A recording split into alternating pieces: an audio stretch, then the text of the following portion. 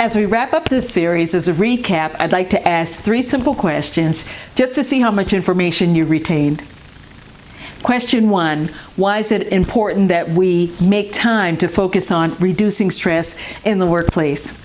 Well, because stress in the workplace, if unaddressed, will negatively impact the way that our customers and coworkers are treated. Question 2, what are signs that a coworker or customer may be having a stressful moment? Well, they might come across as unusually impatient, frustrated, or abrupt with their interactions with others. And question 3, what are some of the ways that chronic stress can negatively impact our health?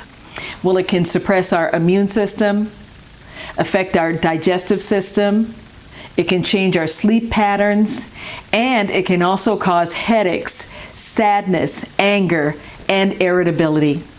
So in closing, if you encounter a coworker or customer who appears to be stressed out, start by being understanding, not judgmental.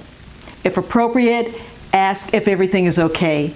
And in a genuinely supportive manner, offer your assistance. Thanks so much for viewing this series, and have a wonderful day.